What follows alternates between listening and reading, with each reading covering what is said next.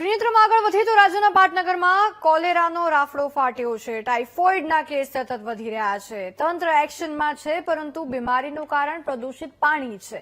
તેવા માહોલમાં હવે રાજ્યમાં વીટીવી ન્યૂઝ દ્વારા પાણીપુરી, જેને ગોલગપ્પા પણ કહેવામાં આવે છે, તેના વિક્રેતાઓને ત્યાં વીટીવી ન્યૂઝની ટીમે રિયાલિટી ચેક કર્યું તો ચારે તરફ અમને ગંદકીનું સામ્રાજ્ય જ જોવા મળ્યું। જે જગ્યા પર સ્વાદિષ્ટ પાણીપુરી તૈયાર થાય છે, તે જગ્યાને આજે તમે જોયા પછી પાણીપુરી ખાવાનું બંધ કરી દેશો। ત્યારે કેવા છે રોગચાળાને નોતરતા એ ભયાનક દ્રશ્યો, આવો તમને બતાવીએ।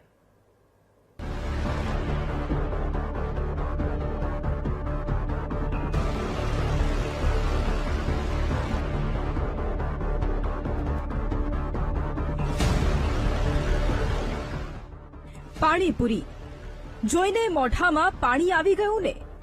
ઘણાને તો અત્યારે જ ખાવા જવાનું મન પણ થઈ ગયું હશે। તો ભાઈ ઊભા રહો, ઊભા। પહેલા આ આખો રિપોર્ટ તો જોતા જાઓ, પછી નક્કી કરજો કે જવું કે ન જવું।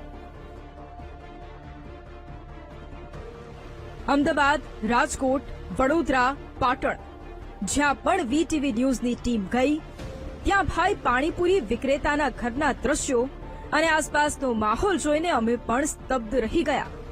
કારણ કે આપણને સ્વાદિષ્ટ લાગતી પાણીપુરી જેવી ખરાબ જગ્યા પર બની રહી છે, તે અહીંયા જોઈ શકાય છે। ગાંધીનગરમાં પાણીજન્ય રોગચાળો ફાટી નીકળ્યા પછી અમદાવાદમાં આરોગ્ય વિભાગ એક્ટિવ થયું અને પાણીપુરી વિક્રેતાઓને ત્યાં ચેકિંગમાં પહોંચી ગયું। વીટીવી ન્યૂઝની ટીમ પણ પહોંચી। બહેરામપુરા પાસે પાણીપુરી બનાવતા એકમો પર પહોંચતા જ આસપાસ ગંદકી જ ગંદકી જોવા મળી।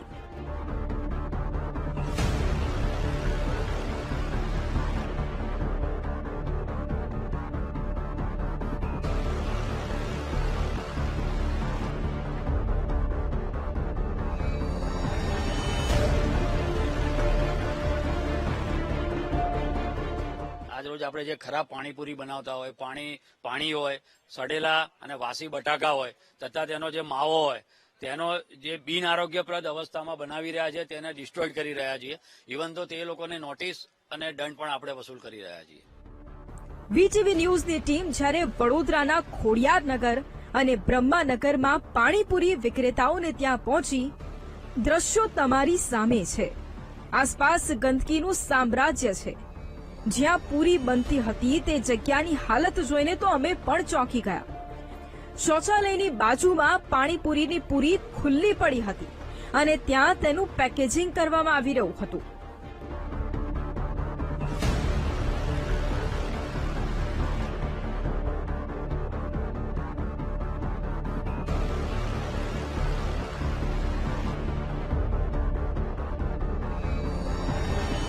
આપ જોઈ રહ્યા છો અહીંયા પાણીપુરી બનાવવામાં આવી રહી છે, પરંતુ અહીંયા બાજુમાં જ જે ગાયો બાંધવાનો જે વાડો છે એ પણ છે। આ જગ્યાએ અહીંયા પાણીપુરી બની રહી છે।